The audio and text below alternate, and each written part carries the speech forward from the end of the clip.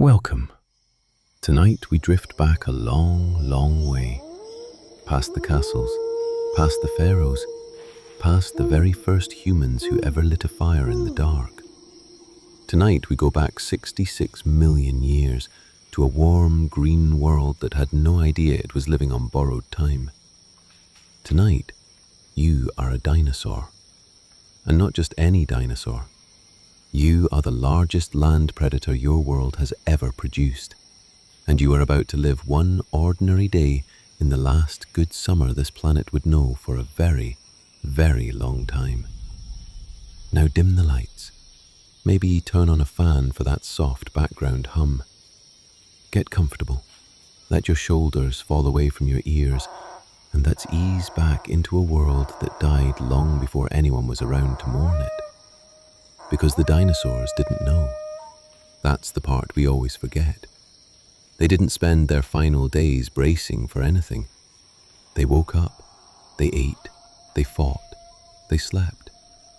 They had no calendars, no prophets, no sky watchers warning them of what was coming. The asteroid was already out there, falling silently toward them through the dark, and not a single living thing on Earth had the faintest idea. They just lived. They lived completely, right up to the very end. And tonight, so will you.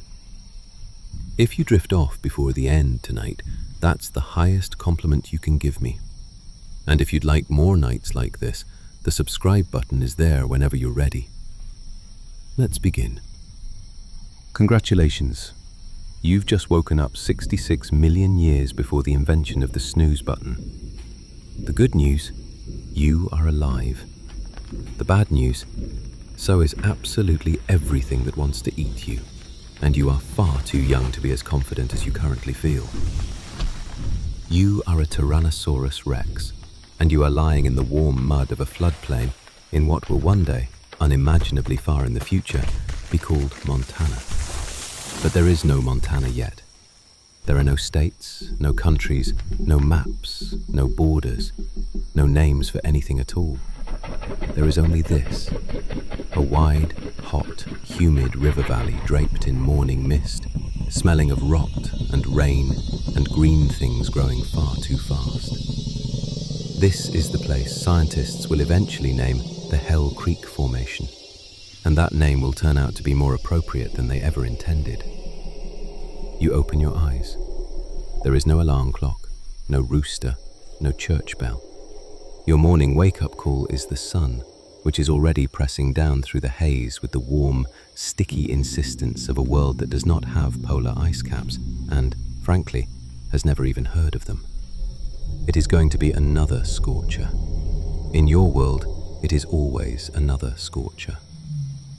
You're lying on your side in a churned-up wallow of mud near the riverbank because you are 9 tons of animal and there is simply no bed on Earth built to your specifications. There is no memory foam. There is no orthopedic support. There are no pillows, no Egyptian cotton, no soft place anywhere. Unless you count the half-buried log your enormous head has been resting on all night, and you should not count it because it has been digging into your jaw for hours, and one of your back teeth has been aching against it the entire time. Getting up is a production. You are not some small, sprightly creature who can simply spring to its feet and greet the day. You are roughly the length of a school bus, and you weigh about as much as a small herd of elephants crammed into one magnificent and terrible package. And physics has strong opinions about animals like you. First, you have to get your legs under you.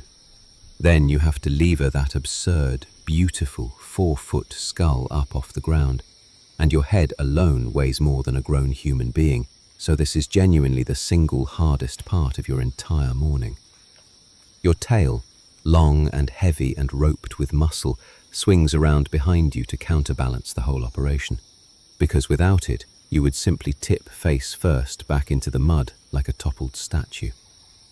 You rise the way a drawbridge rises, slowly, deliberately, with enormous effort and a great deal of creaking. And your joints do creak. Your muscles complain. And here's the thing that would surprise the cartoonists. You're not even fully grown yet. You're a teenager by Tyrannosaur standards, somewhere in your late teens, deep in the most violent growth spurt any land animal has ever undergone. At your age, you are gaining something like 4 or 5 pounds a day, every single day.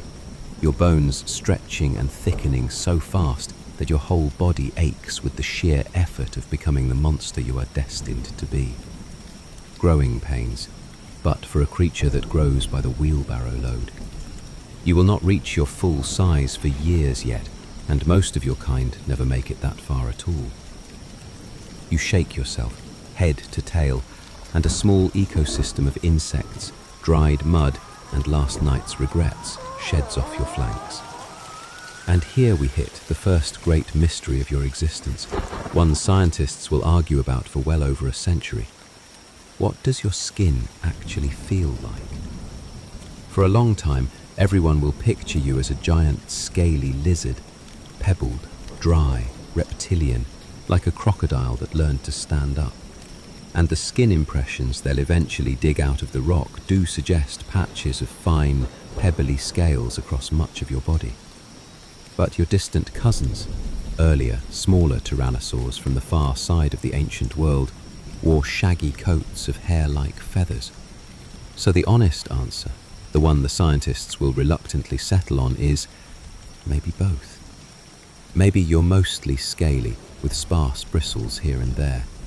Maybe you've got patches of downy fuzz along your spine, a mohawk of feathers you'll never see. Nobody will ever be completely sure.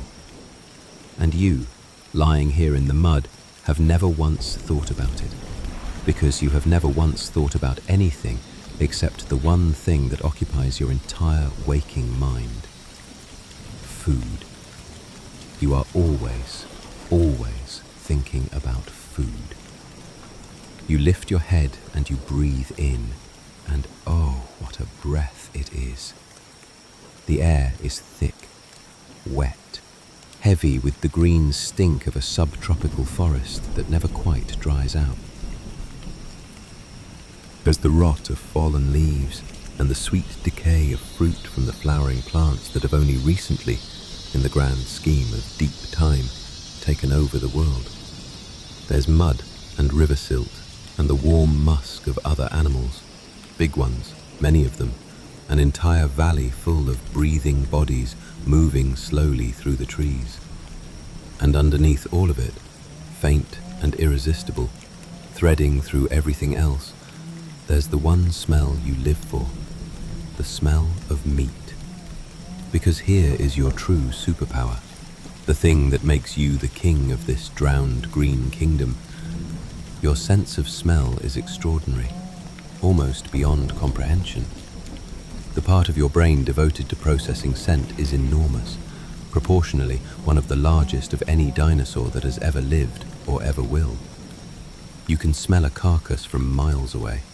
You can smell blood on the wind before you can see what's bleeding. You can smell which way the great herds drifted overnight, and you can smell, faintly, right now, that something not too far from here has recently stopped breathing. You wake up every single morning into a world painted entirely in odors, a rich, invisible map laid over the landscape, and that map is telling you, in no uncertain terms, exactly where breakfast is waiting. But you are not the only nose in this valley. You're not even the only nose that's caught that particular scent this morning. And in a world full of teeth, the early riser does not get the worm. The early riser gets the kill, if, and only if, it can hold on to it. So you plant your feet, you lift your terrible head into the morning haze, and you begin to move. And we have not even gotten to the most ridiculous part of your entire anatomy yet. We'll get to the arms next. Oh, believe me, we'll get to the arms. We need to talk about your arms. Everyone, eventually, wants to talk about your arms. You are the most fearsome predator your world has ever produced. Your skull is the size of a bathtub. Your teeth can punch clean through solid bone. Your legs are vast columns of muscle, that can carry 9 tons of you across a floodplain at a respectable, ground-shaking jog. And then, dangling off the front of this magnificent biological engine of destruction, are 2 of the most aggressively, comically useless-looking limbs in the entire history of life on this planet. Your arms are about 3 feet long, on a body the size of a bus. That is the punchline that will echo down through 66 million years and arrive, fully intact, in the imaginations of a species that won't exist for ages. The joke that the mighty tyrant king, the very terror of the Cretaceous, could not scratch its own chin, could not clap, could not reach its own mouth, could not, under any circumstances, do a single push-up. Future humans will draw endless cartoons of you struggling with doorknobs. They'll put you in little pictures failing to high-five each other. They will, frankly, never, ever let it go, not for one moment across all that time. And you, standing here in the morning mud, have absolutely no idea that you are destined to become the single most mocked pair of appendages in the long history of natural science. But here's the thing all the cartoons get wrong. Your arms are not weak. They're small, yes, absurdly, disproportionately, almost insultingly small. But they are dense, packed with serious muscle, anchored to a chest built like a bank vault. Each one ends in 2 stout, curved, wickedly sharp claws, and the bone inside them is thick enough to suggest these little limbs were built to handle real load. Some scientists, studying the muscle attachments, will estimate that each one of your arms could curl a few 100 pounds without much trouble at all. Pound for pound, they are far, far stronger than they have any right to be. The trouble is simply that they're attached to a creature so colossal that far stronger than they look still rounds down, in practical terms, to basically decorative. So what are they actually for? This is the real mystery, the one that won't go away, and the truth is that nobody will ever fully agree on it. Maybe they help you grip a struggling victim while your actual weapon, your head, does the real and terrible work. Maybe they help push you up off the ground when you've been lying down, giving you leverage to lift that enormous bulk back onto your feet, like a very large, very grumpy animal performing the slowest morning stretch imaginable. Maybe they help you hold on to a mate. Maybe they're simply leftovers, shrinking generation by generation across millions of years, because your ancestors gradually discovered that when your head is a self-propelled, bone-crushing wrecking ball, you really don't need hands for much of anything anymore. That last idea is probably the closest to the truth. Your ancestors had longer arms, useful arms, grabbing arms. But over the long, slow march of evolution, your lineage made a trade. You poured everything, every available evolutionary resource into that massive head, those crushing jaws, those tree-trunk legs. The arms got cut from the budget. They didn't vanish entirely, but they stopped mattering, the way a feature on an old device just quietly stops getting attention until one day it's barely there at all, vestigial, along for the ride. And honestly, it worked. It worked spectacularly. You are the apex predator of your entire world. You are the thing other things flee from. You are the shape that haunts the edges of every herd's nervous attention. The arms are a joke, but you're the one who gets the last laugh. Or you would be, if your facial anatomy allowed for laughing, which it very much does not. So no, you can't do a push-up. You can't reach a snack if you drop it. You will go your entire life, from fuzzy hatchling to scarred old monarch, without ever once successfully scratching the exact middle of your own back. It will itch. It will itch for decades. There is nothing you can do about it. But you can also bite a fully grown horned dinosaur clean in half. So let's all try to keep a little perspective here about whose arms are really the problem. And speaking of biting things in half, let's open up that magnificent, horrifying mouth and take a proper look inside. fair warning, it is not pretty in there. It is never, ever pretty in there. If your arms are the comedy of your body, then your mouth is the horror. And we are going all the way in. Your skull is around 4 to 5 feet long, a great wedge of bone and muscle and empty air, built around a single, beautifully uncomplicated purpose. Inside it sits one of the most devastating sets of jaws that evolution has ever bothered to assemble. You have roughly 60 teeth, and they are not the dainty little needles of a fish eater, nor the flat grinding plates of a leaf muncher. Your teeth are the size and rough shape of bananas. Enormous, curved, thick-rooted bananas with serrated edges like steak knives. And crucially, they are not built merely to slice. They are built to crush, to drive straight through hide and muscle and tendon and into the bone beneath, and to keep going. And then there's your bite. Your bite is the stuff of legend, and it will remain the stuff of legend for as long as anyone studies you. When you clamp those jaws shut, you generate a force that future scientists will measure in the tens of thousands of newtons, quite possibly the single most powerful bite of any land animal that has ever lived, before you or after. You don't merely wound your prey. You don't simply slow it down. You can shatter the thigh bone of a full-grown horned dinosaur. You can bite through a massive bony frill, through ribs, through the column of a spine. There are duck-billed dinosaurs wandering your world right now whose fossilized bones will one day be found bearing your tooth marks. Gouges driven so deep that scientists, millions of years later, will be able to measure the exact spacing of your jaws from the wounds, like reading a signature pressed into the bone. You are a living, walking bone saw, and you wear it proudly on the front of your face. Now, here's a genuinely delightful detail you will never appreciate, but your future students of anatomy certainly will.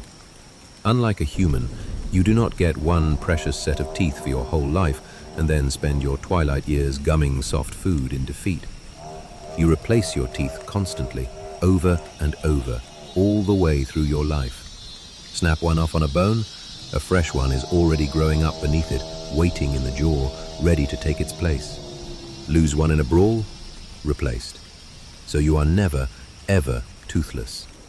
Your terrible smile renews itself forever, an endlessly self-restocking arsenal, the world's most aggressive subscription service, paid for in blood. But, and there is always a but in this world, none of that means your mouth is clean. Far, far from it.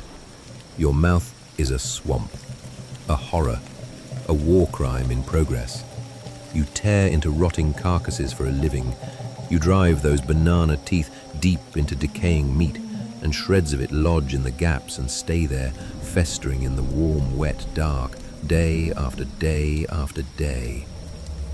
There's a famous old theory, popular for a while among the scientists who'll study you, later argued over endlessly, that your bite was effectively venomous, that your mouth carried such a staggering septic cocktail of bacteria from all that rotten flesh that a single bite could infect a victim and bring it down days later through sheer infected misery, even if it escaped the initial attack. Whether or not that's truly one of your hunting strategies, one thing is simply not up for debate. Your breath is apocalyptic. If bad breath could be weaponized, you would be a war criminal of the highest order. Your mouth smells like a battlefield 3 days after the battle, and you have never once considered doing a single thing about it, because there are no toothbrushes in the Cretaceous, no floss, no mints, no mouthwash, no shame, no concept of any of it. And there is something else lurking in there, something quieter and far more sinister. In the jaws of some of the very greatest tyrannosaurs ever discovered, scientists will find strange, smooth-edged holes and lesions eaten into the bone, wounds that, at first glance, look like the scars of battle, until someone clever realizes they are something else entirely. They're the marks of a parasite, a tiny, single-celled organism, possibly a close relative of one that will infect birds far in the future, may well have lived in your throat and your mouth, slowly eating away at the soft tissue and then drilling patiently into the living bone of your jaw itself. It would have made swallowing painful. It would have made every single meal a quiet agony. And in the very worst cases, it may have slowly, gently starved its host to death. A king brought down not by a rival's teeth or a stampede's panic, but by an invisible thing far too small to ever see or fight or understand. So yes, you possess the most powerful bite in the entire history of land animals. You also have raging dental infections, a parasite quite possibly carving slow holes in your jaw as we speak, and breath that could drop a dome-headed dinosaur at 20 paces. Being the king, it turns out, is nowhere near as glamorous as the cartoons will make it look. And now that we've toured the weapon, it's nearly time to put it to use. But first, we need to talk about the thing that aims that weapon. The strange, sharp, surprisingly sophisticated mind sitting behind those eyes. Because you are not the dim-witted brute the old movies will make you out to be. Not even close. Let's go inside your head. Let's go inside your head, not the jaws this time, but the thing the jaws answer to. Because for a long time, future humans will assume you were stupid. A big, slow, dim-witted reptile, all teeth and no thoughts. A lumbering eating machine running on pure, dull instinct. And they will be wrong. They will be very, very wrong. Your brain is not large by the standards of the clever mammals that will one day inherit your world, but it is sharp exactly where it counts, and it is exquisitely, almost frighteningly well tuned to the single great job of being a predator. We've already talked about your sense of smell, that vast olfactory engine, one of the finest noses ever to evolve. A brain region so enormous that the scientists studying the empty hollows inside your fossil skull will be genuinely astonished by the size of it. But smell is only the very beginning of how you experience the world. Consider your eyes. They face forward, and that single fact changes everything about how you move through your kingdom. A nervous plant-eater carries its eyes on the sides of its head, the better to scan the entire horizon at once for approaching danger, trading away depth for width, always watching, always afraid, never quite able to relax. You are not afraid. Your eyes sit at the front of your skull, side by side, their fields of view overlapping to give you true binocular vision, real depth perception, the ability to judge distance with precision, to know exactly how far away that fleeing haunch is and exactly when to strike. This is the visual equipment of a hunter, of a creature that does not need to watch its own back because nothing in the world behind it is worth fearing. And your eyesight, many scientists will come to believe, was magnificent, possibly several times sharper than a human's, perhaps rivaling the vision of a hawk, sharp enough to pick out the small, wrong movement of an animal trying to hold still in the distant brush. You don't merely glance at your world, you see it in crisp, hungry, three-dimensional detail. Now add your hearing, which leans toward the low and the deep, tuned like that of your bird descendants and your crocodilian cousins to catch the long, slow, low-frequency sounds that roll the farthest across open country. The distant drumming of a moving herd, the low calls of your own kind rumbling through the trees from miles away, the subsonic warning of something very large shifting its weight where nothing large ought to be. Put it all together, the world-class nose, the hawk-sharp forward eyes, the deep and sensitive ears, and what you have standing in the morning mud is not a dumb brute at all. What you have is one of the most completely equipped sensory predators the land has ever produced. You don't blunder through your world, you read it You move through the floodplain, continuously assembling a rich, layered, three-dimensional picture out of scent and sight and sound, building and updating a living map of where everything is, where it's drifting, what's injured, what's weak, what's worth the risk, and what isn't. You are not thinking thoughts the way a human will one day think thoughts, in words and stories, but you are processing, weighing, calculating, deciding constantly in the wordless, lightning-fast way of a born and perfected hunter every single moment that you're awake. And there are hints of something more too, something that will unsettle the scientists when they find it. Your kind may have been far more social than the lone monster legend suggests. There will be sites uncovered where several tyrannosaurs of different ages died together, all at once, raising the genuinely chilling possibility that your kind sometimes moved in groups, that the young hunted alongside the old, that there was tolerance, cooperation, coordination, maybe even something we might recognize as a family. The evidence will be argued over ferociously because the thought of a pack of animals like you is almost too much to sit with comfortably. But it cannot simply be dismissed. You may not be the solitary, friendless killer of the old stories. You may have hatched among siblings, learned the hunt from your elders, and stalked these floodplains in loose, silent, devastating company.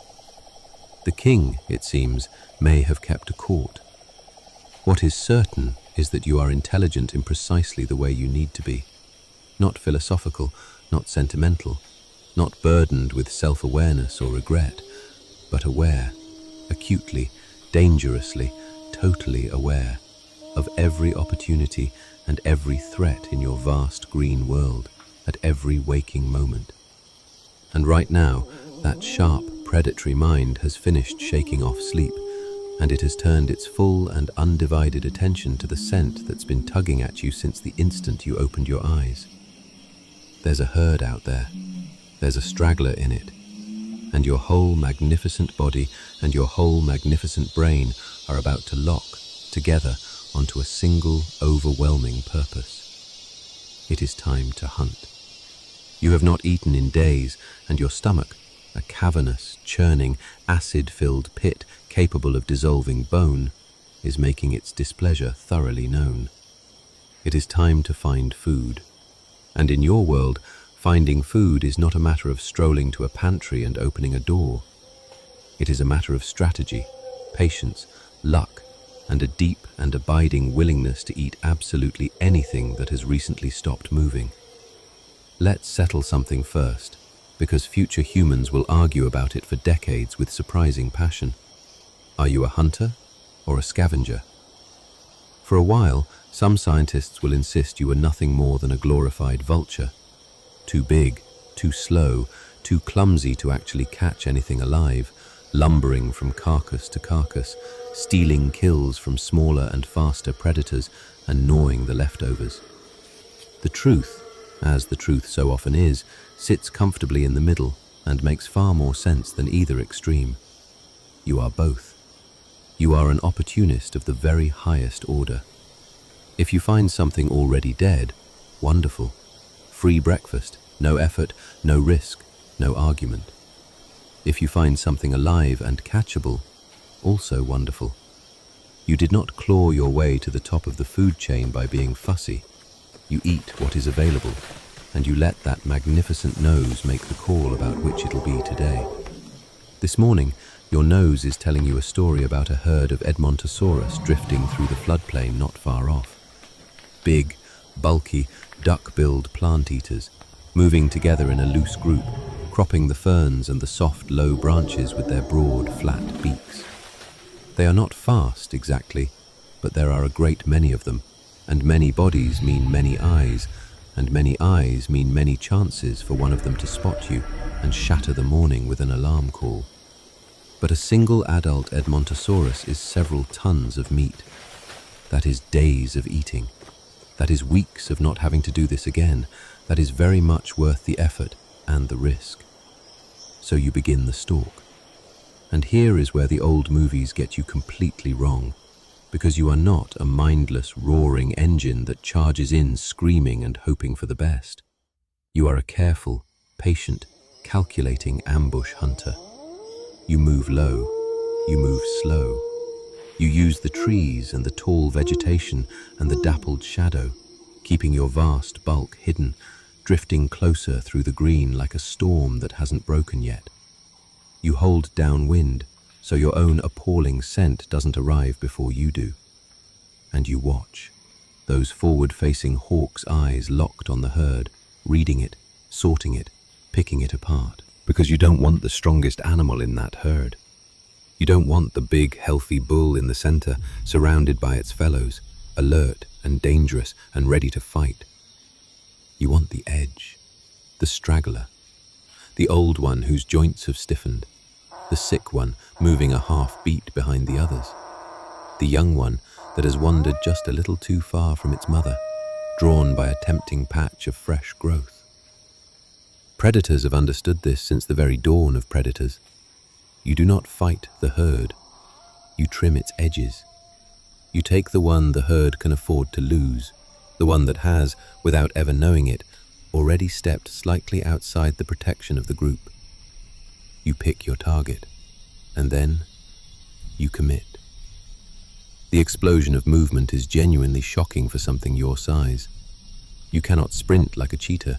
At 9 tons, a true flat-out gallop would risk shattering your own legs, and a fall at that weight and that speed could cripple or kill you outright, turning the hunter into a helpless mountain of meat in a single instant.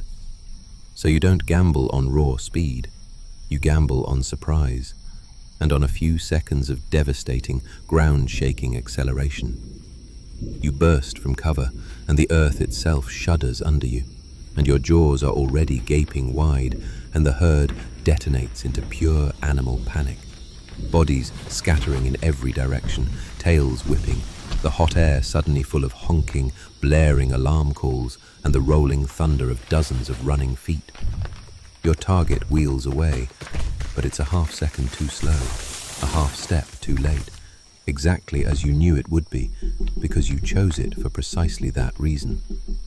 You don't aim for the whole body, you aim for whatever you can reach first, the haunch, the base of the tail, the broad flank, and the very instant your teeth find purchase, the contest is effectively over.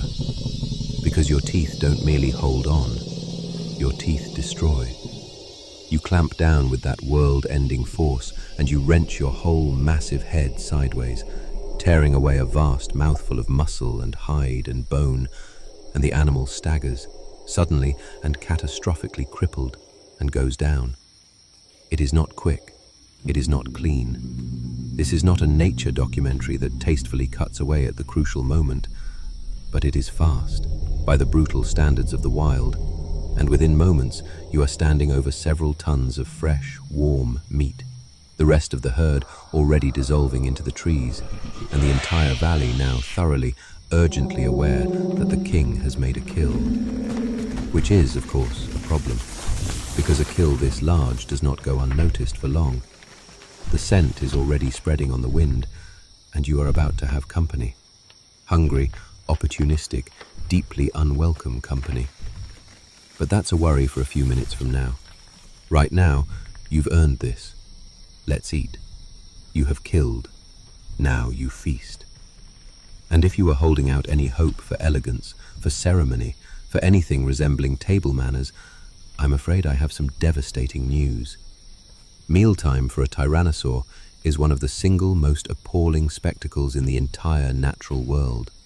And you, tonight, are the star of the show. There is no chewing. Let's get that established right away, because it sets the tone for everything that follows. You do not chew. Chewing is for the plant eaters, with their endless grinding batteries of teeth and their long, complicated, multi-chambered stomachs, patiently breaking down tough vegetation over hours. You are not that. You are a gulper, and your strategy is brutally, beautifully simple. You bite off a piece you think you can fit down your throat, and then you swallow it more or less whole. And because your jaws can crush straight through bone, a piece you can fit down your throat can be a genuinely staggering amount of animal. You tear away great chunks of flesh, each one weighing as much as a grown human being, and you simply throw your head back toward the sky and let gravity slide them down into the churning acid pit of your stomach. Meat, sinew, bone and all. Your stomach, by the way, is a small marvel of horrifying chemistry. It can dissolve bone. We know this, or rather, future scientists will know this, because they will find fossilized tyrannosaur droppings, and yes, they will study them with tremendous and slightly unsettling enthusiasm. And those ancient droppings will be packed full of the pulverized, half-dissolved bone fragments of long-ago meals. So when you swallow a leg, you are not just eating the meat off the leg, you are eating the leg. The bone is a bonus course. The marrow, the minerals, the calcium your fast-growing body desperately craves. None of it is wasted, because in a world this competitive, waste is a luxury that no animal, not even a king, can possibly afford. And you eat fast. This is not a leisurely brunch with good conversation. This is a race against the clock, and you know it in your bones. Every single second you spend at this carcass is another second that the rich scent of fresh blood and torn flesh is spreading out across the valley on the warm morning air, drawing every hungry thing within miles straight toward your breakfast. So you gorge. You can pack away an astonishing quantity of meat in a single sitting, hundreds of pounds, enough to sustain that vast body for days or even weeks, because your metabolism, whatever exactly it is slow enough that one truly good kill can carry you a long, long way. You eat like an animal that genuinely does not know when its next meal is coming, because you genuinely do not know when your next meal is coming. Nobody does, out here. And the mess is total and complete and frankly indescribable. You are face deep in an opened body cavity, your snout slick and dripping red to the eye sockets, flies already gathering in thick, humming clouds, the smell rising into the hot morning air like an enormous dinner bell ringing out across the entire ecosystem. You are not a tidy eater. You have never once in your life been a tidy eater. You are a wrecking ball with a digestive tract, and right now you are doing exactly what you were built to do, with total commitment and absolutely zero grace. And here's the part that future humans, gazing up at your clean, white, carefully mounted bones in their hushed and reverent museum halls, will find almost impossible to truly imagine. The sound of it. The wet, heavy tearing. The sharp crack of splitting bone. The dull thud of a dropped chunk of meat hitting the churned mud. Your own deep, labored breathing as you work, and underneath it all, never once stopping, the constant nervous swivel of your head between bites. Up, scan the tree line, down, another bite, up again, check, listen, smell.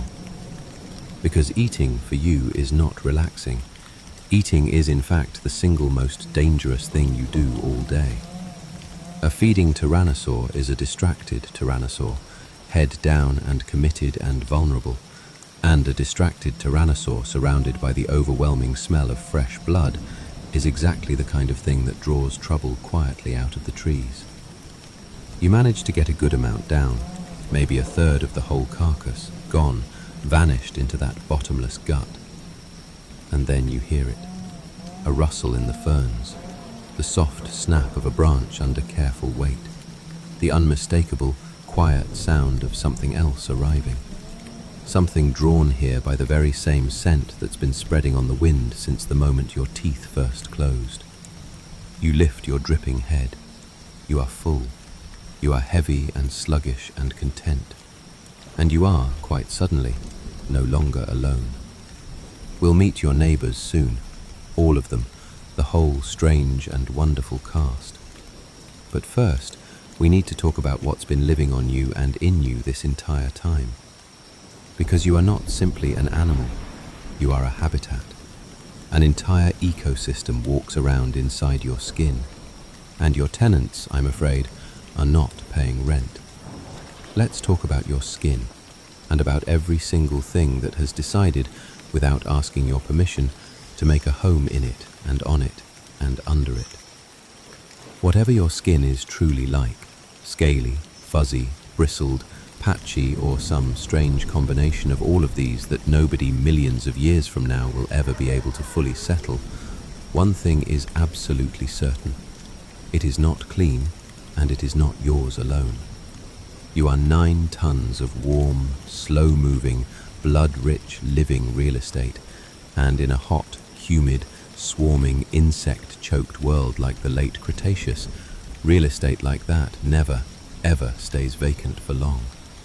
You are a walking, breathing, lumbering apartment complex, fully occupied, and your tenants moved in a long time before you were even born. Start with the obvious ones, the insects. Your world is crawling with them, drowning in them, humming with them from horizon to horizon. The Cretaceous is the great age when flowering plants are exploding across the entire planet, remaking the land in color, and where flowers go, insects follow in numbers beyond all counting. There are flies, so very many flies, and they are drawn irresistibly to the blood crusted on your snout, to the rotting shreds of meat wedged between your teeth, to the moisture at the corners of your eyes, to the old, half-healed wounds you've collected across a lifetime of violence. They land on your eyeballs, they crawl into your nostrils, they explore the soft folds at the edges of your mouth, and there is absolutely nothing, nothing at all, that you can do about any of it. Because, say it with me now, you cannot reach your own face. The most powerful predator in the history of the planet, utterly and completely defeated by a single fly walking across its eye. There is no fly swatter in the Cretaceous. There are no hands to wave. Then there are the things that don't just land, but bite. Biting insects have been around for a very long time by your era, refining their craft, and they have collectively discovered, to their enormous delight, that you are an immense warm buffet that cannot scratch back. Ancient relatives of fleas, larger, fiercer, more primitive things than the fleas of the future, may well have lurked in whatever covering your skin provides, burrowing into the fuzz, feeding at their leisure.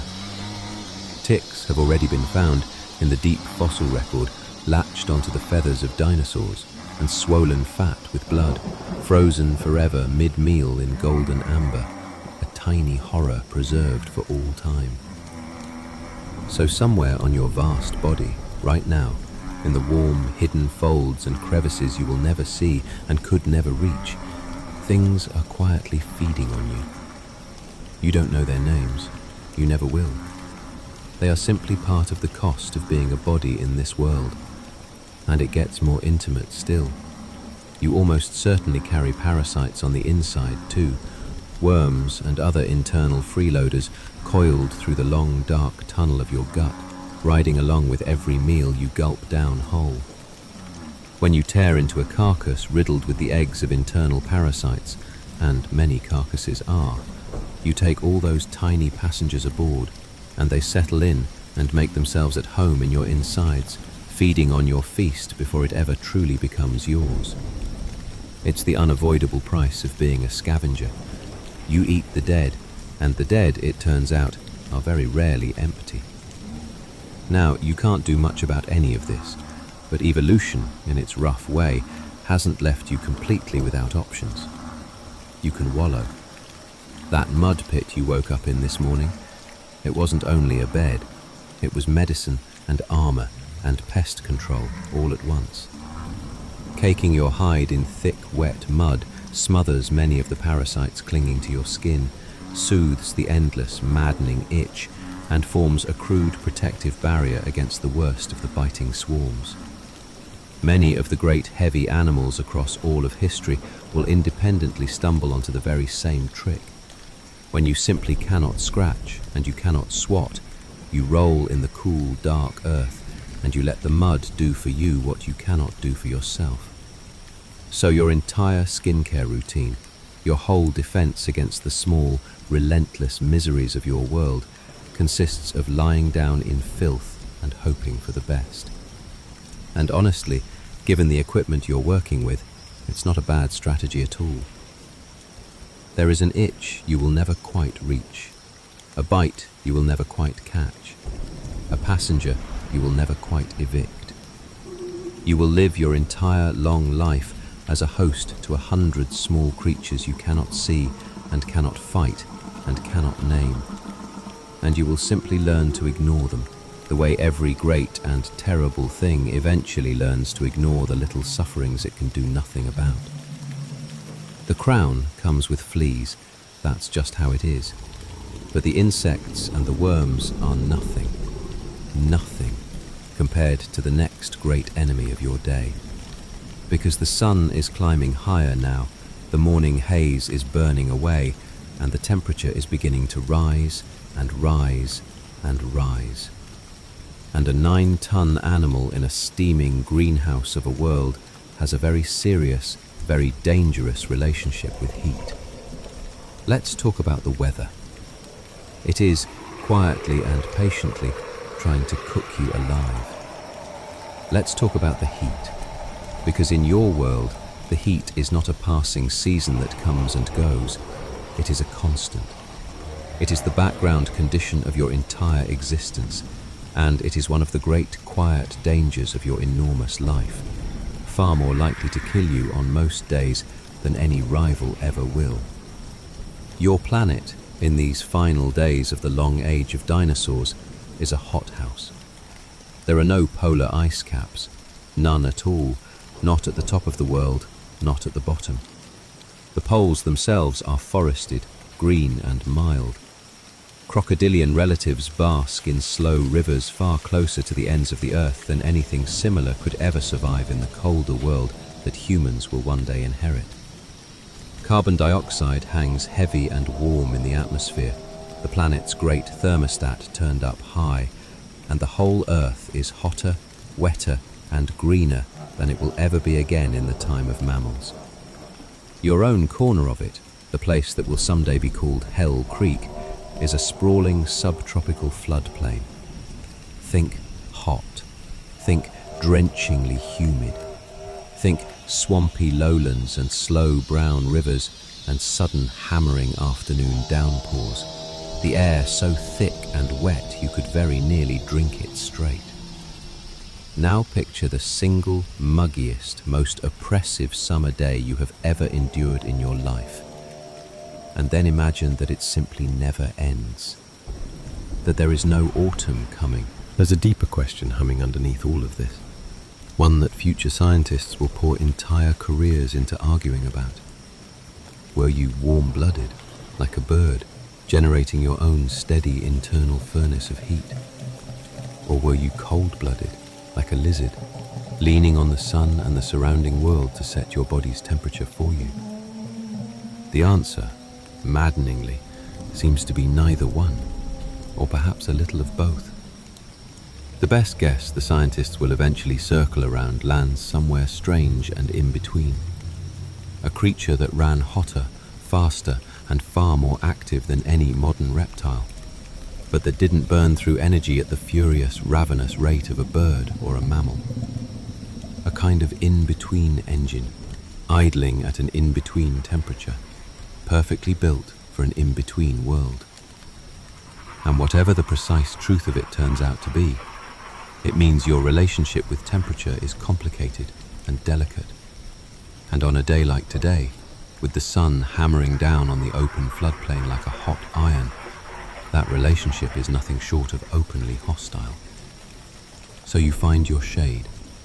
You sink down into your cool, dark mud.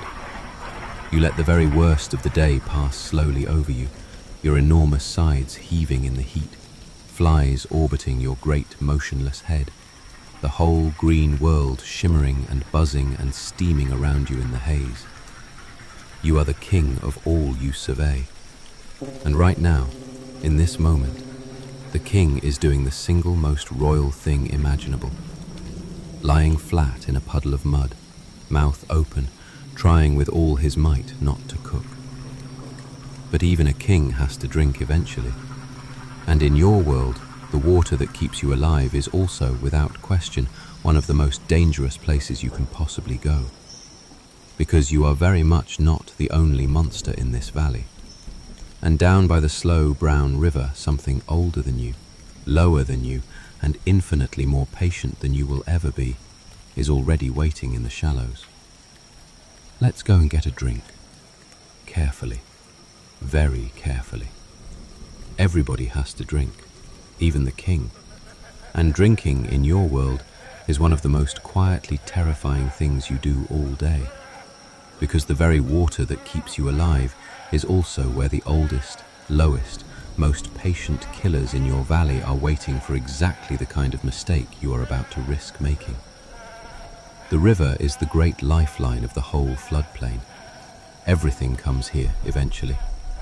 The duckbills come to drink in their nervous, milling, jostling herds. The horned dinosaurs come, and the armored ones, and the little fleet-footed plant-eaters that scatter at the first hint of trouble. The river is where the food gathers, which makes it a wonderful place to hunt. But it is also, by the exact same logic, where you are at your most vulnerable. Because to drink, you have to lower that enormous head. You have to bend down, put your snout to the surface, and for a few long, defenseless moments, take your eyes off the rest of the world. And in those moments, you are not the apex predator of anything. You are just a very large animal with its guard down at the water's edge, exactly, precisely, like every other animal that has ever died there. Because here is the great humbling truth of the riverbank. You are not the most dangerous thing in that water. Lurking just beneath the warm, murky, slow-moving surface are crocodilian relatives, and some of them are monsters in their own right. Long, low, armored, ancient ambush hunters that perfected their grim craft over tens of millions of years before your kind ever showed up to claim the land.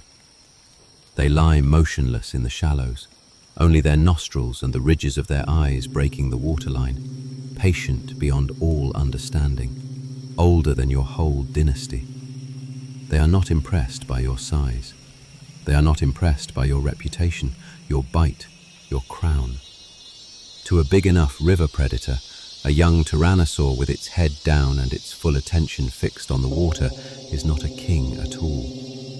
It is simply an opportunity that has, at long last, presented itself. This is the great irony built into your entire existence. On land, in the open, under the sun, nothing in the world can touch you. You are the undisputed sovereign of the floodplain, and everything that walks knows it. But the water belongs to something else. Something that does not care about your throne, that does not recognize your authority, that has been ruling these rivers since long before your ancestors came down out of their smaller, humbler forms. And the moment you step into its kingdom, you become prey like anyone else.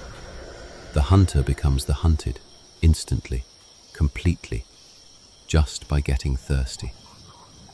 So you approach the river the way you approach everything in your careful, calculating life. Slowly, suspiciously, scanning every inch of it. You read the surface, no relief. No shade quite tall enough to truly hide in, and no water quite cold enough to truly cool you down. For a creature your size, this is a genuine and constant problem, and the reason is simple physics. Big bodies hold heat. The larger an animal grows, the less surface area it has relative to its sheer volume, and the harder it becomes to shed warmth out into the air. A small animal can cool off in minutes, ducking into shade, panting, pressing itself flat against cool ground. You cannot. You are a vast, dense, solid mass of muscle and bone, and once you heat up, you stay hot, like an enormous boulder that's been baking in the sun all afternoon and stays warm to the touch long into the night. On a still, breathless, sweltering Cretaceous afternoon, overheating is not merely uncomfortable for you. It is a real and present threat to your life. Push yourself too hard in the heat of the day, run too far, fight too long, and your own body can betray you, cooking itself from the inside out. So, how do you survive it, day after blazing day? not by sweating. You almost certainly don't sweat the way a human does, pouring water out through the skin to cool down. You survive the heat the way every clever big animal across all of history has survived it, through behavior, through patience, through simply knowing better. You do your living in the cool of the early morning and the long, gentle gold of the evening, and you spend the brutal, hammering middle of the day doing as close to absolutely nothing as you possibly can. The wallow, once again, is your salvation. Wet mud pressed against your skin pulls the heat from your body far better than dry air ever could, a cooling poultice spread across 9 tons of overheating monster. You seek out the deep shade of the towering conifers and the broad new leaves of the flowering trees. You drink when you safely can, and mostly, you wait. The hottest hours of the day are not for hunting or fighting or traveling or doing anything at all. They are for lying very, very still in the coolest spot you can find, breathing slow, conserving every possible ounce of energy, because movement makes heat, and heat on a day like this is the enemy at the gates. There's a deeper question humming underneath all of this, one that future scientists will pour entire careers into arguing about. Were you warm-blooded, like a bird, generating your own steady internal furnace of heat? Or were you cold-blooded, like a lizard, leaning on the sun and the surrounding world to set your body's temperature for you? The answer, maddeningly, seems to be neither one, or perhaps a little of both. The best guess the scientists will eventually circle around lands somewhere strange and in between. A creature that ran hotter, faster, and far more active than any modern reptile, but that didn't burn through energy at the furious, ravenous rate of a bird or a mammal. A kind of in-between engine, idling at an in-between temperature, perfectly built for an in-between world. And whatever the precise truth of it turns out to be, it means your relationship with temperature is complicated and delicate. And on a day like today, with the sun hammering down on the open floodplain like a hot iron, that relationship is nothing short of openly hostile. So you find your shade. You sink down into your cool, dark mud. You let the very worst of the day pass slowly over you, your enormous sides heaving in the heat, flies orbiting your great motionless head, the whole green world shimmering and buzzing and steaming around you in the haze. You are the king of all you survey. And right now, in this moment, the king is doing the single most royal thing imaginable, lying flat in a puddle of mud, mouth open, trying with all his might not to cook. But even a king has to drink eventually, and in your world, the water that keeps you alive is also, without question, one of the most dangerous places you can possibly go, because you are very much not the only monster in this valley. And down by the slow brown river, something older than you, lower than you, and infinitely more patient than you will ever be, is already waiting in the shallows. Let's go and get a drink. Carefully. Very carefully. Everybody has to drink, even the king. And drinking in your world is one of the most quietly terrifying things you do all day, because the very water that keeps you alive is also where the oldest, lowest, most patient killers in your valley are waiting for exactly the kind of mistake you are about to risk making. The river is the great lifeline of the whole floodplain. Everything comes here eventually. The duckbills come to drink in their nervous, milling, jostling herds. The horned dinosaurs come, and the armored ones, and the little fleet-footed plant-eaters that scatter at the first hint of trouble. The river is where the food gathers, which makes it a wonderful place to hunt. But it is also, by the exact same logic, where you are at your most vulnerable.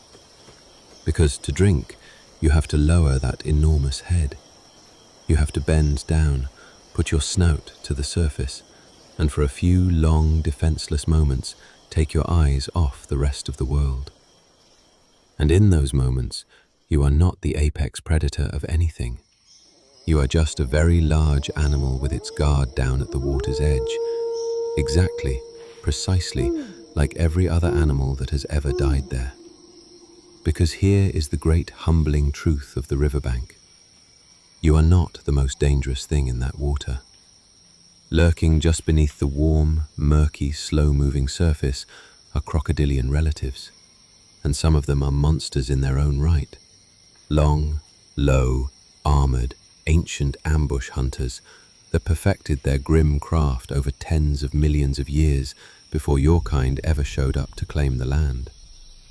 They lie motionless in the shallows, only their nostrils and the ridges of their eyes breaking the waterline, patient beyond all understanding, older than your whole dynasty. They are not impressed by your size. They are not impressed by your reputation, your bite, your crown. To a big enough river predator, a young tyrannosaur with its head down and its full attention fixed on the water is not a king at all. It is simply an opportunity that has, at long last, presented itself. This is the great irony built into your entire existence. On land, in the open, under the sun, nothing in the world can touch you.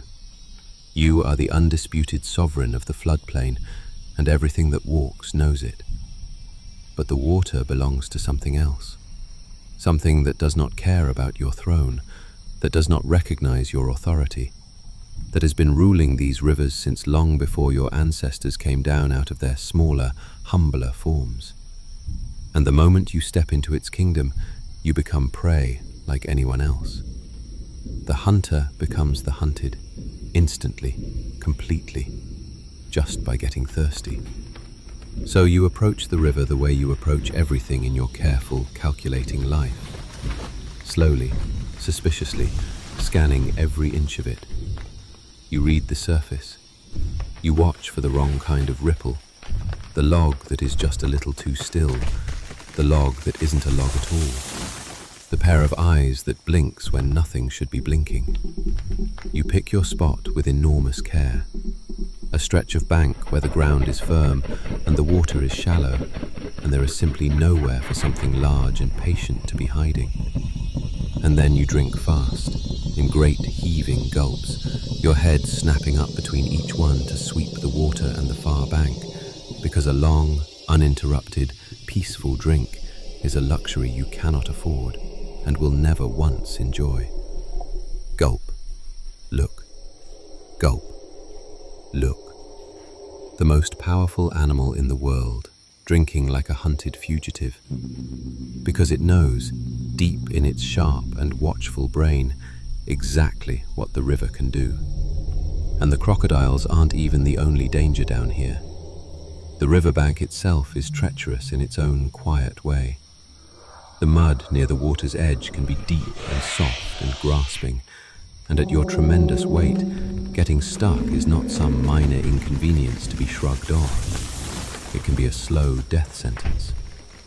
There are places in your world where the fossil record will one day preserve entire graveyards of animals that blundered into mud traps or quicksand-like ground and simply could not pull themselves free, sinking slowly, struggling for hours or days until exhaustion or thirst or a circling predator finished the job.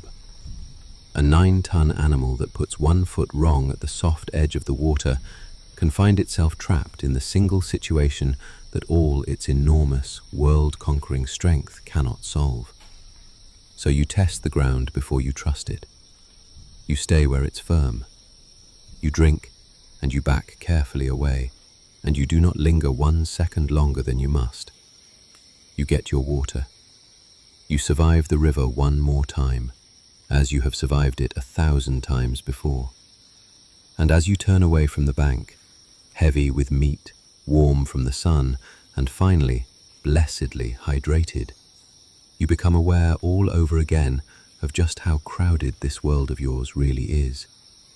Because that scent of your morning kill is still hanging faintly in the air, and it has called the others in. The valley is full of life, full of teeth, full of rivals and strange, wonderful neighbors, and the constant low hum of 1,000 other lives being lived all around you.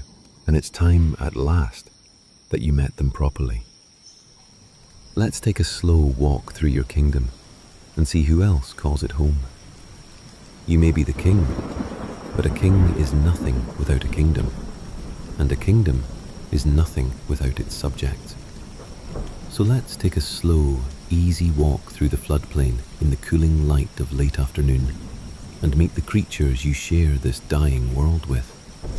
Because the cast of animals around you tonight is one of the most spectacular collections of life that has ever existed on this planet, and you walk among them every single day without ever once pausing to appreciate it. First, the ones you eat. The most common large animals in your world are the duck-billed dinosaurs, Edmontosaurus and its many kin.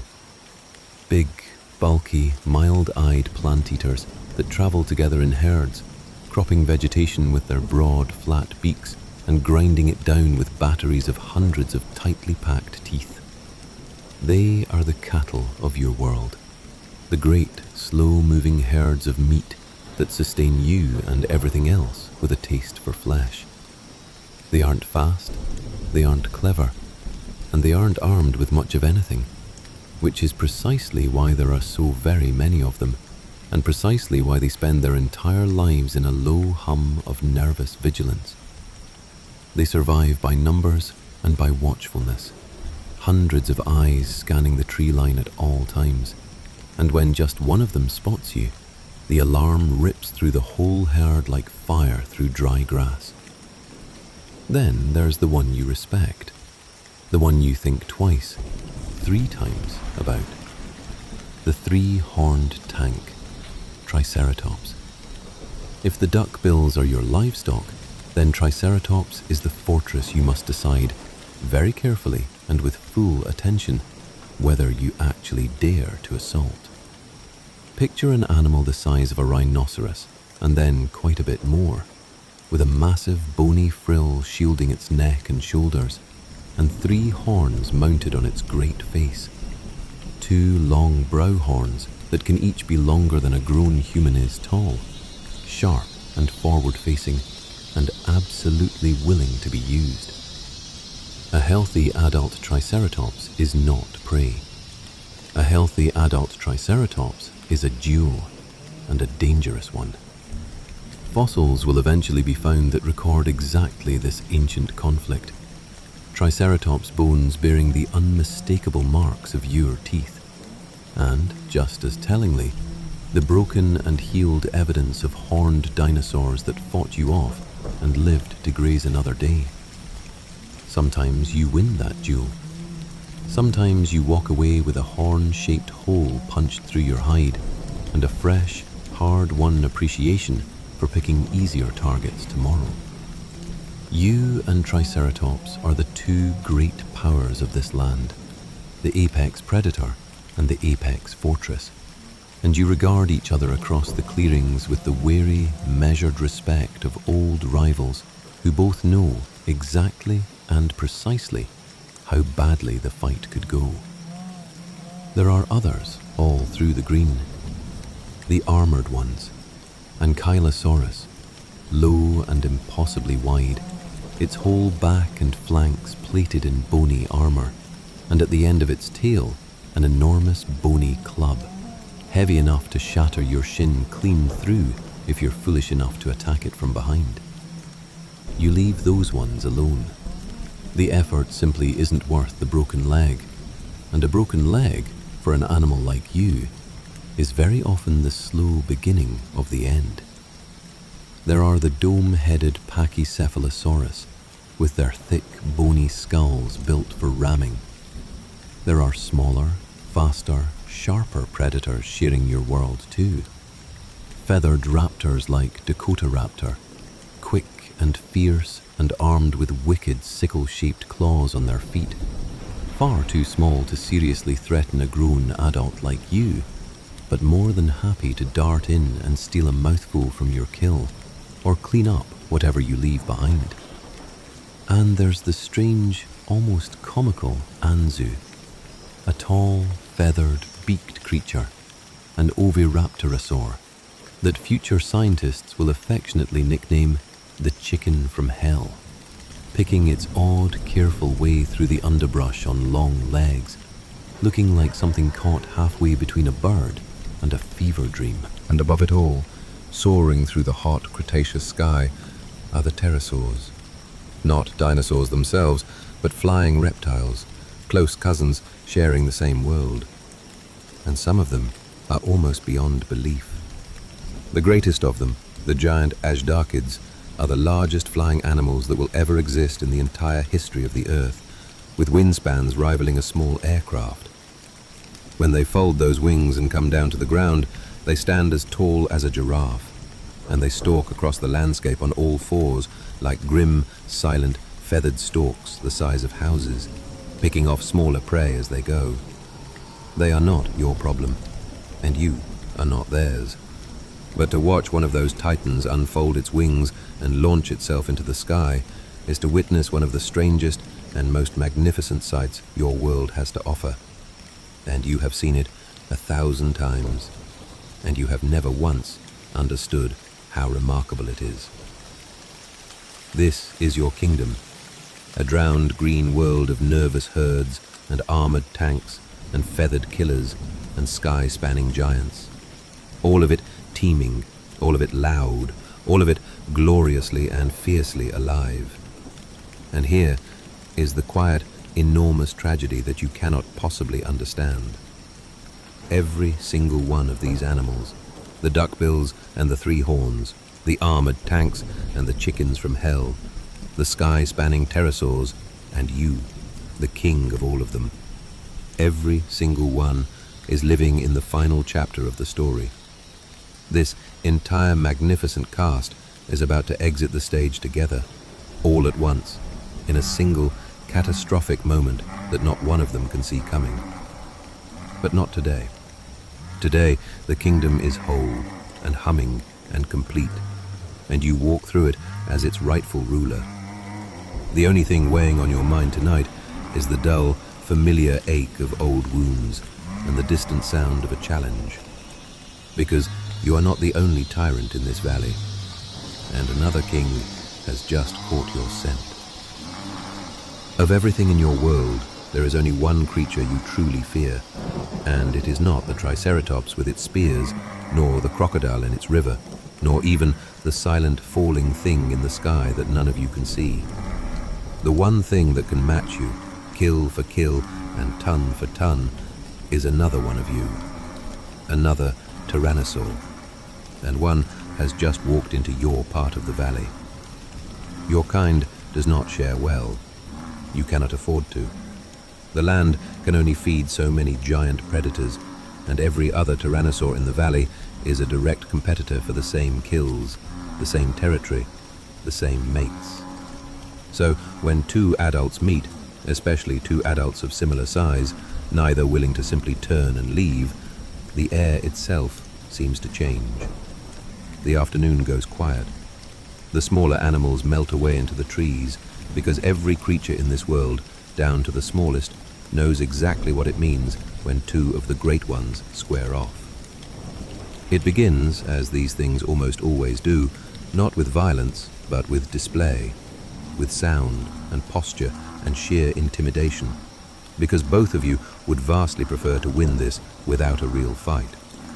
A genuine battle between two 9-ton bone crushers is a catastrophe for everyone involved, including, very often, the winner. So, first you try to settle it the cheaper way. You both stand tall, making yourselves as enormous as you possibly can, turning broadside to show off the full, terrible length of your bodies. And you make sound, not the screaming, throat-tearing roar the movies will eventually give you, but something far deeper and far stranger, and honestly, far more frightening. Your closest living relatives, the birds and the crocodiles, suggest that you rumbled.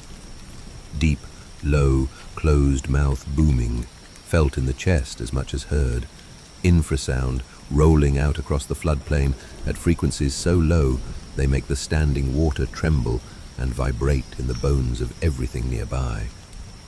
Two tyrannosaurs facing off don't fill the valley with screams. They fill it with a vast, low, throbbing, bone-deep hum, like two thunderstorms growling at each other across a narrow sky. It is one of the most genuinely unsettling sounds your world can produce, and tonight you are one half of it. You read each other.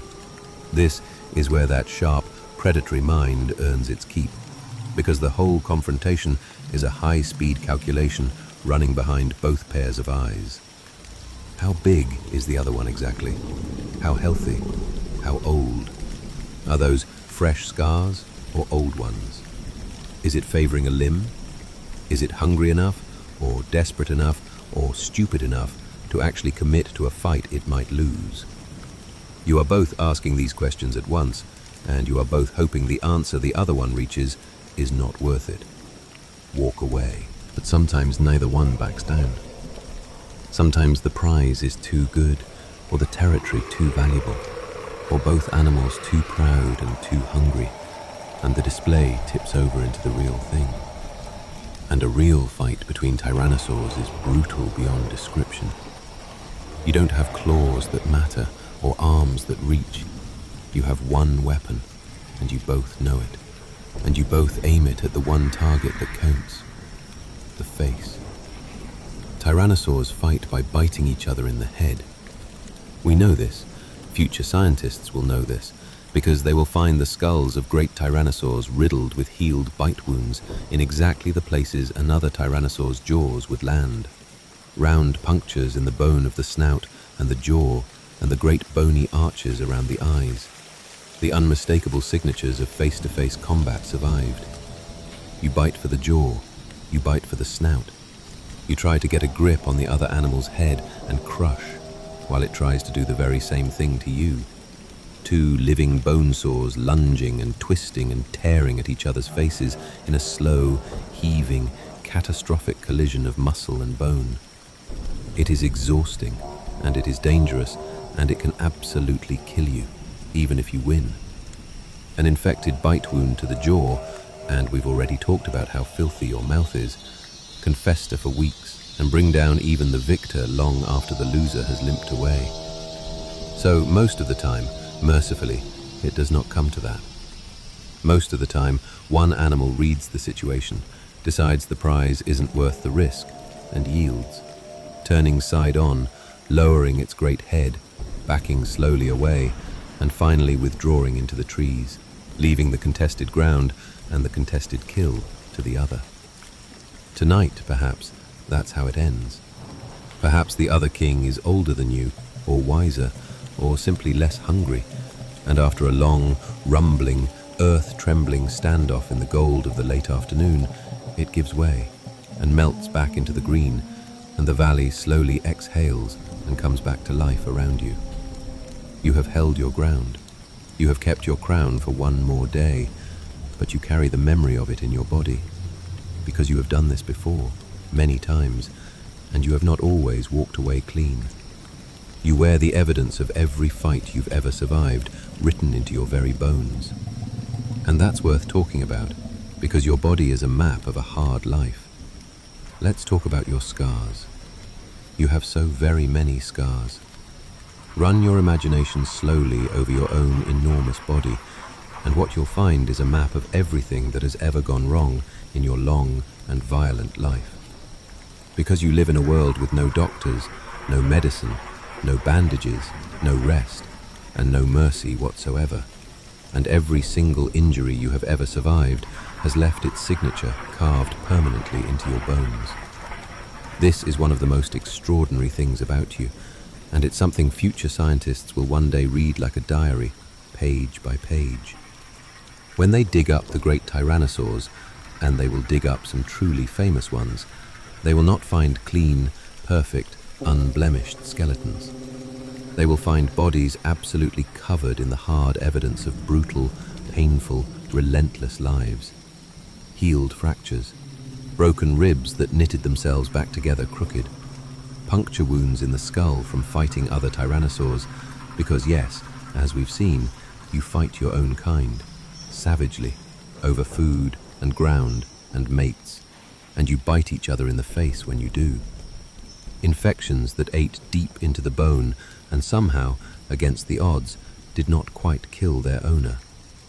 Some of the most complete tyrannosaurs ever found will turn out to have been walking catalogues of trauma.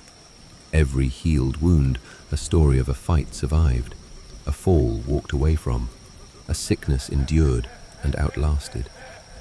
Think hard about what that actually means, moment to moment, in a life like yours. There is no setting a broken bone out here. If you crack a rib in a duel with a triceratops, you do not get a cast and 6 quiet weeks of bed rest and a sympathetic doctor. You get a broken rib, and you keep hunting, because if you don't hunt, you don't eat. And if you don't eat, you die. The bone heals however it happens to heal, lumpy, fused at a strange angle, aching in the cold and the wet for the rest of your days. Every limp you ever develop is permanent. Every wound that turns septic is a coin flip with death, played out over days or weeks. There is no antibiotic to fight the infection slowly spreading from that bite in your jaw. There is only your own body, your own stubborn immune system, grinding it out in a slow, silent, invisible war that you might quietly lose at any moment, without ever understanding what was killing you. When the season finally comes, the drive to mate rises up and overrides your deep, lifelong caution. And that is genuinely saying something for an animal as wary and as watchful as you are. 2 tyrannosaurs coming together is a delicate, fraught, and frankly dangerous negotiation, because you are both armed with the single most powerful bite in the entire world, and neither one of you is what anyone would call emotionally stable. Courtship, for an apex predator like you, is a careful and nervous dance of signals, displays, postures, sounds, gestures, anything at all that can communicate the crucial message, "I am not here to fight you," to a creature whose entire existence is otherwise built around fighting. Get that message wrong, even slightly, and a courtship can flip into a brawl in a single heartbeat. And a brawl between 2 9-ton bone crushers is every bit as catastrophic as it sounds, for both of them. And how do you communicate across that dangerous gap? Almost certainly through sound, and not the sound the movies will eventually hand you. Future humans will love to imagine you as a screaming, bellowing monster, throwing your head back and roaring across the valley loud enough to shake the leaves. But your closest living relatives, the birds and the crocodilians, suggest something far stranger and quieter and, in its own way, far more unsettling. You probably didn't roar at all. You rumbled. Deep, low, closed-mouth booming sounds, more felt than heard, infrasound rolling out across the floodplain at frequencies so low they vibrate in the chest and the bones of everything nearby. Imagine not a Hollywood roar, but a vast, low, throbbing hum, felt in the gut, rising up through the ground itself like the purr of something the size of a building. That deep, earth-trembling rumble is the love song of the tyrant king. It is terrifying. And it is also, in its strange way, beautiful. Then come the eggs. You build a nest, most likely a great mound of vegetation and heaped earth, the rotting plant matter generating gentle warmth from within to help incubate the clutch. The same clever trick some of your bird descendants will still be using in the warm corners of the world far in the future. You lay your eggs into that mound, and here, of all places, the story turns unexpectedly tender, in a way you would never guess from a monster like you. Because there is very good reason to think your kind cared for its young. Many dinosaurs did, guarding their nests fiercely, defending their hatchlings, keeping the little ones close and protected. And a baby tyrannosaur desperately needs that protection, because here is perhaps the most shocking fact in your entire story. When your young finally hatch, they are tiny. Fuzzy, big-eyed, leggy little things, almost certainly wrapped in a soft, downy coat of feathers, no bigger than a large bird. The single most fearsome predator in the entire history of the land begins its life as something you could cradle gently in two cupped human hands. A fluffy, peeping, wide-eyed hatchling that very nearly everything else in the valley would happily and immediately eat. And so the babies grow up in a world that wants nothing more than to devour them, and the brutal truth is that most of them won't make it. The mortality among the young of your kind is simply staggering. But the ones who survive, the lucky few, the tough few, the ones who make it through those first terribly vulnerable years, they hit that astonishing growth spurt, the very same one you are riding right now, packing on the pounds day after day after day, transforming from a fluffy, peeping chick into a school bus-sized engine of destruction in just a handful of frantic years. It is one of the single most dramatic transformations any animal has ever undergone in the history of life.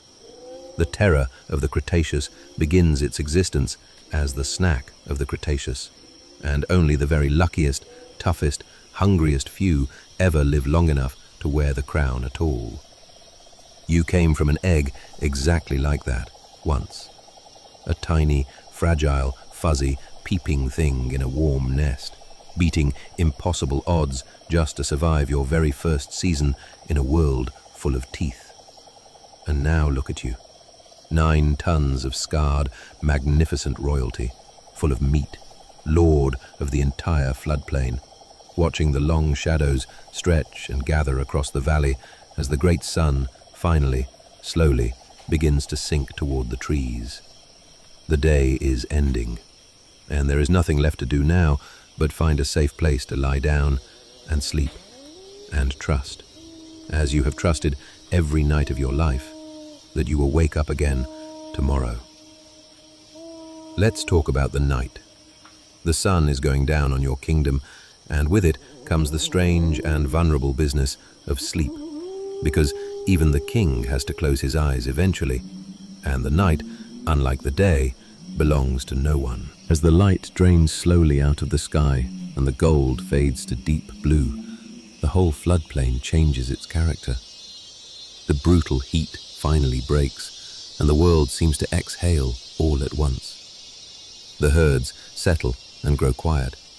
The day creatures fall silent, and the night shift quietly clocks in. And chief among them, the small mammals, those little furtive, furry things scurrying and rustling through the undergrowth, waiting for the cover of darkness to feel even slightly safe. And those tiny mammals are worth pausing on for a moment, here at the edge of sleep, because it would be so easy to dismiss them. You certainly dismiss them. They're far beneath your notice, too small to bother eating, too quick and too low to the ground to bother chasing, scurrying around your enormous feet like they barely exist. But they are the ancestors of the future. When everything ends, when the great catastrophe finally comes and sweeps the giants from the face of the earth, it will be exactly these creatures, the small, the burrowing, the unremarkable, the overlooked, that inherit the whole world. Those tiny mammals you can't even be bothered to notice tonight will one day become every mammal that ever lives. Everyone, including, eventually, the very scientists who will dig up your bones and stand in quiet wonder, trying to imagine the life you are living right now. The meek really do inherit the earth.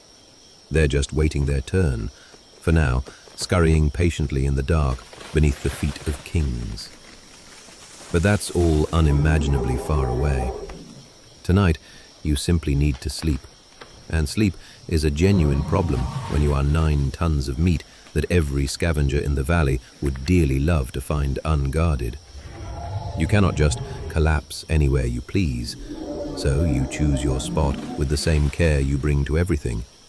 Somewhere with cover at your back, somewhere well away from the river and its patient, lurking ambushes, somewhere you could defend if you had to, or at least flee from if something went badly wrong in the dark. You lower that vast body to the ground, a slow, deliberate, controlled descent, the reverse of your laborious morning rising, and then you tuck your enormous head back around toward your tail, curling in on yourself, the exact way birds do, the exact way your own feathered descendants will do on 1 billion branches across 1 billion future nights yet to come. It's entirely possible you slept just like that, curled, head tucked, settled. It's a posture that will actually be found preserved in the fossils of your smaller relatives, frozen mid-slumber for all eternity, caught forever in the pose of a sleeping bird scaled up to the size of a nightmare. Do you dream? Nobody will ever truly know. Some of your relatives will show, in life, the kind of brain activity associated with the sort of deep sleep where dreams are born.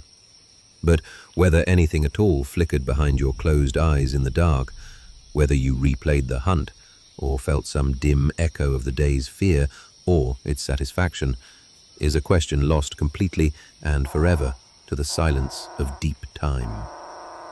Maybe you dreamed of running. Maybe you dreamed of nothing at all. Maybe dreaming isn't even the right word for whatever quiet thing happened inside that vast and ancient and unknowable mind.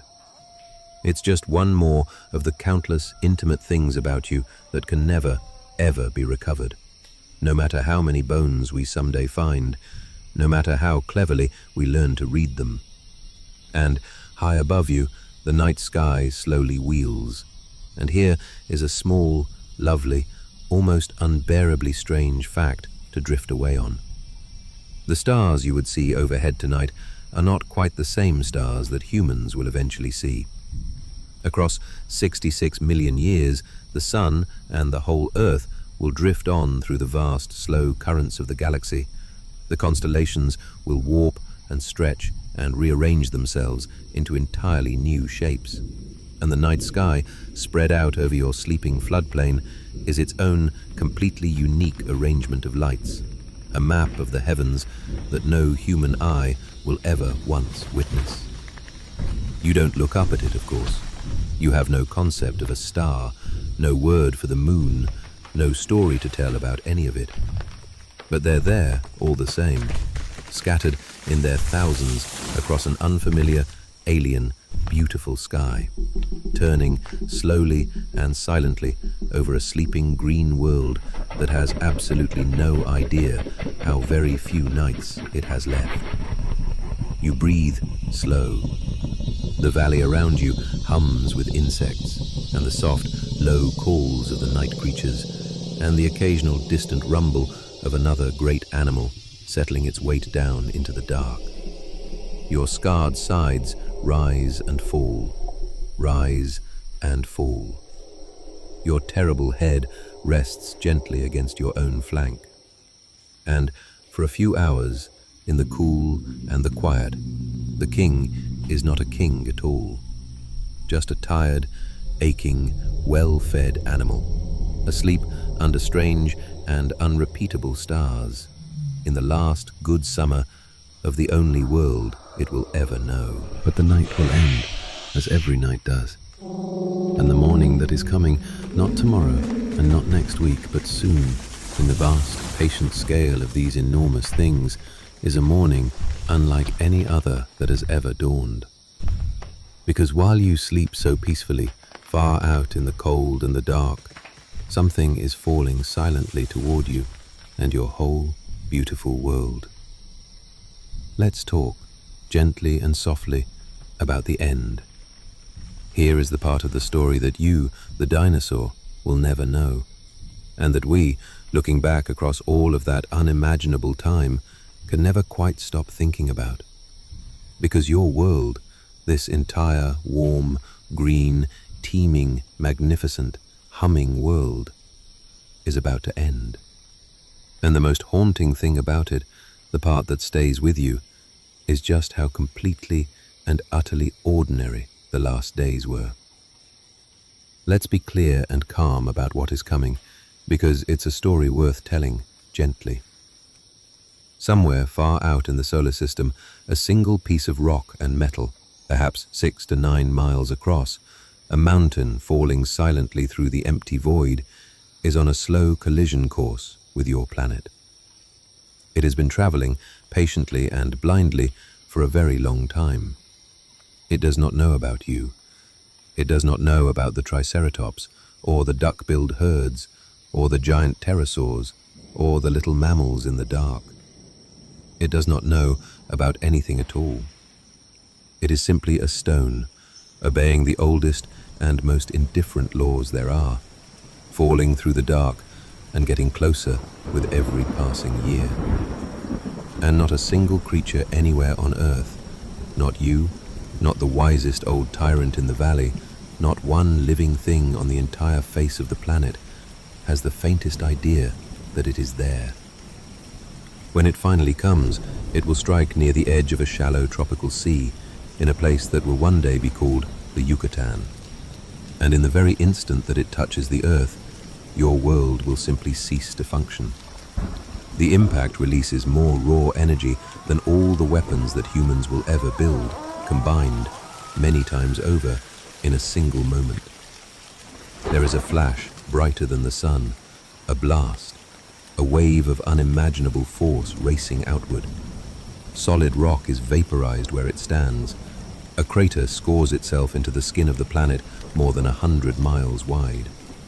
Debris is thrown so high and so fast that some of it leaves the atmosphere entirely and then rains back down across the whole face of the world as a storm of red-hot glass, heating the very sky until it glows like the inside of an oven.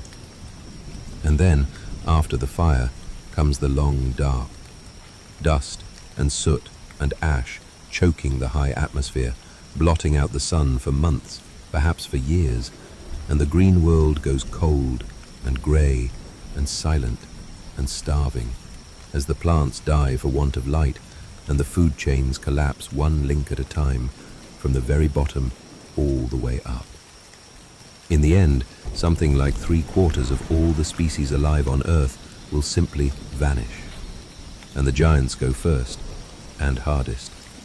The great plant-eaters with their enormous appetites and nothing left to eat.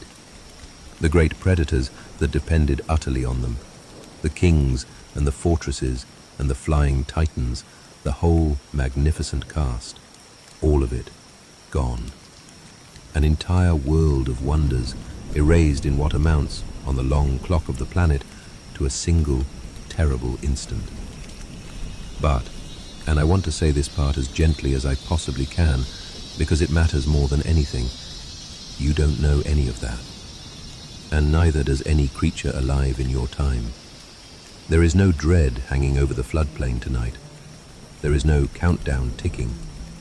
The dinosaurs do not spend their final years gazing fearfully up at the sky, searching for an end they could never comprehend. That is the quiet mercy woven all through this story. Right up until the very last moment, life simply goes on, exactly as it always has. The herds graze in the morning light. The predators stalk the edges. The eggs crack open into fuzzy, peeping, big-eyed chicks. The rivers run, the warm rain falls, the sun beats down on the mud, and animals are born and live and fight and sleep and die in the ordinary, brutal, beautiful way they always have, for as long as there has been life at all. The very last generation of dinosaurs lives exactly like every single generation that came before it, wanting nothing more than the next good meal and the next safe night's sleep, utterly, blessedly unaware that they are the last. And there is something almost unbearably tender in that. The whole day we have spent together tonight, the slow waking in the mud, the patient hunt, the appalling feast, the careful drink at the dangerous river, the long, hot, motionless afternoon, the deep, rumbling standoff with a rival king, the courtship song trembling across the valley, the head tucked sleep beneath unrepeatable stars. That ordinary, unremarkable day is, in the end, the entire point. Because the dinosaurs never got a grand farewell. They never got to know how special their world was, or how it would one day echo down through the deep imagination of creatures who wouldn't exist for tens of millions of years yet. They simply got to live, fully, fiercely, completely, in the only world they ever knew, for exactly as long as that world happened to last. And so the great stone keeps falling, silent and patient through the dark. And the king keeps sleeping, curled and peaceful beneath his strange and beautiful stars. And the green world keeps right on turning, warm and loud and impossibly alive, beneath a sky that gives, and will give, no warning at all. So how does the story actually end? Not, and this is the secret the cold dark very nearly kept forever, not the way you would think. Because the dinosaurs never truly died out at all. When the long dark winter finally lifted, when the dust at last began to settle, and the sun broke weakly through again over a wounded and emptied world, the earth was a graveyard of giants. The great tyrannosaurs were gone, the horned tanks, the duck-billed herds, the sky-spanning pterosaurs, all of them gone, their enormous bones already beginning the slow, silent 66-million-year journey toward becoming the fossils that will one day astonish a species that does not yet exist. It looked, for all the world, like the complete and total and final end of the age of dinosaurs, the end of everything. But it wasn't, because some of the dinosaurs were small, some of them were feathered, and some of them, crucially, miraculously, could fly. And in the chaos and the cold and the long starving dark, a scattered handful of those little feathered dinosaurs, the survivors, the lucky ones, the ones small enough and humble enough to scrape by on seeds and scraps and stubbornness when everything larger starved around them, that handful made it through. They lived. They endured the worst day the world has ever known, and they came out the other side. And then they bred, and as the wounded world slowly healed and greened and warmed again, they spread back out into the empty skies and the empty branches and the empty, quiet mornings. And over the long ages that followed, they diversified into something absolutely extraordinary. We call them birds. Every bird that has ever lived or ever will is a dinosaur. The robin on a future windowsill, the hawk circling a future field, the chickens in their coops, and the gulls over the grey sea, and the little bright fluttering things at a garden feeder. Every single one of them carries the unbroken bloodline of your kind, handed down without a single gap across 66 million years. When a future child watches a sparrow hop across a lawn, they are watching a living dinosaur, the direct lineal descendant of the survivors of the worst day in the entire history of the world. Your lineage did not end in fire and darkness. It bent. It shrank. It sprouted wings and took to the air. And it endured, quietly, cleverly, hidden in plain sight, all the way down to the present day, singing in the trees of every backyard on earth. And you, the great tyrant king, the scarred and aching and magnificent lord of the floodplain, you did not truly vanish either. Not really. Your bones waited. They sank down into the soft mud of that ancient riverbank, and the mud slowly turned to stone around them, sealing them in. And there they lay in the dark and the deep silence for longer than the human mind can honestly even hold.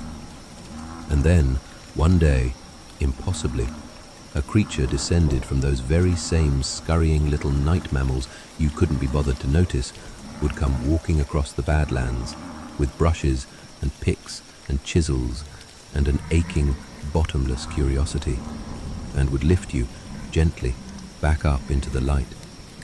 They would stand your great skeleton upright in vast and reverent halls. They would give you a name. They would argue endlessly and lovingly about your arms and your feathers and your bite, and whether you hunted or scavenged.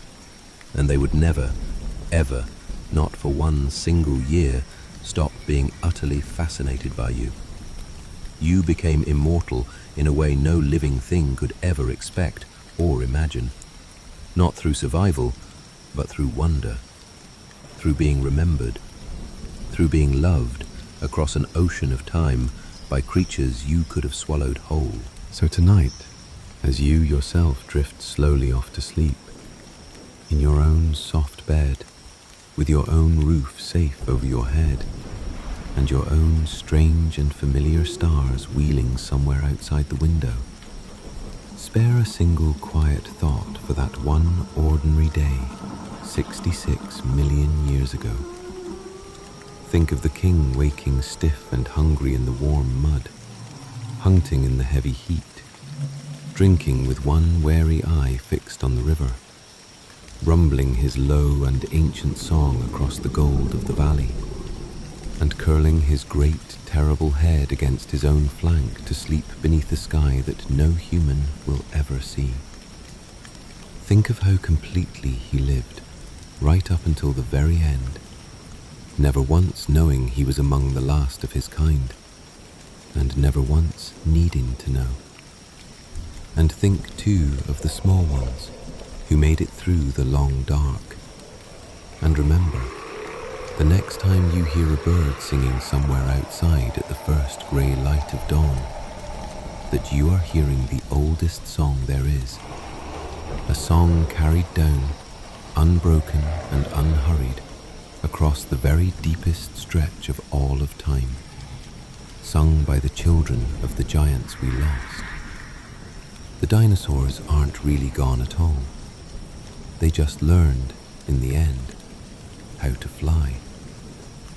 Sleep well tonight.